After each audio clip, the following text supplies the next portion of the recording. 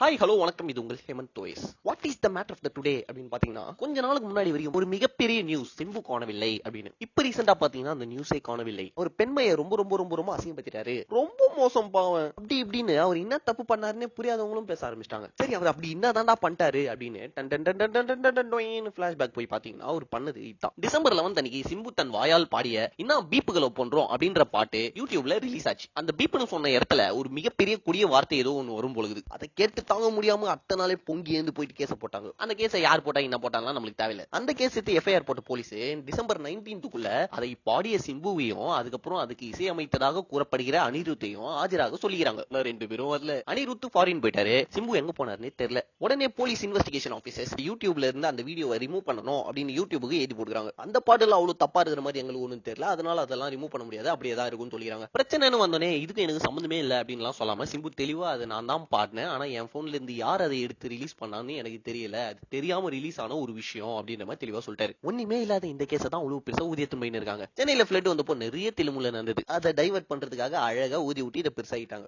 ஒருத்தர் உங்களை பார்த்து போடா நாயே அப்படின்னாருன்னா உடனே நீங்க ரெண்டு கையும் கீழே வச்சு 4 கால் நடுகிற நாய் மாதிரியே நடுகிறீங்கன்னு அர்த்தம் கிடையாது. இந்த மாதிரி விஷயத்துல எல்லாம் அவங்க சொன்னதோட லிட்டரல் மீனிங்கை கன்வெர்ட் பண்ணி நம்ம உங்களுக்கு ரியாக்ட் பண்றது கிடையாது. வேர்ல்டுல மிகப்பெரிய ராப் சிங்கர் எமினம், அவரோட பாட்டுல ஒரு லைனுக்கு 5 வார்த்தை இருக்குன்னா அதுல 4 வார்த்தை கெட்ட வார்த்தையா தான் இருக்குது. தெளிவா பார்த்தா ஒரு பாட்டுல 3/4 மேல கெட்ட வார்த்தை தான் இருக்கும். அந்த மாதிரி பாடியா இது வரைக்கும் 300 அவார்டுக்கு நாமினேட் ஆயிருக்காரு, 240 அவார்டு வின் பண்ணிக்கிறாரு. ஆனா நம்ம ஊர்ல சிம்பு 2 கெட்ட வார்த்தை ஒரு பாட்டுல யூஸ் பண்றாருன்னு சொல்லிட்டு அவர் மேல கேஸ் போட்டாங்க. இன்டர்நேஷனல் ஏர்போர்ட் எல்லாத்தையும் அலர்ட் பண்ணிட்டாங்க, வெளில எங்கேயும் போக முடியாத மாதிரி பண்ணிட்டாங்க. ஸ்பெஷல் போலீஸ் டீம் அவரை பிடிக்கிறதுக்காக போட்டுக்கிறாங்க. கிட்டத்தட்ட குத்துமதிப்பா சொன்னா ஒரு ஃபியூச்சரையே ஸ்பாயில் பண்ணிட்டாங்க. அது என்ன கொடுறோம்னா, நம்ம ஊர்ல கேஸ் போடுறதுக்கும் குத்தம் சொல்றதுக்கும் எக்கச்சக்கமான விஷயம் இருக்கு. அதெல்லாம் விட்டு தேவையே இல்லாம இந்த படத்துல வருது பாட்டுல வரதுக்கெல்லாம் கேஸ் போட்டுன்னு இருக்காங்க. நம்ம ஊரை பொறுத்த வரைக்கும் ஃபேமஸ் ஆகிறதுக்கு 2 வழி இருக்குது. ஒன்னு ஏதாச்சும் ஒரு படத்துல நடிக்கணும், இல்லனா ஏதாச்சும் ஒரு படத்து மேல கேஸ் போடணும். ஒரு படத்துல ஒரு சீன்ல ஒரு டைலாக்ல ஒரு வார்த்தை தப்பா போனாலும் அந்த படத்து மேல 2 கேஸ போடு.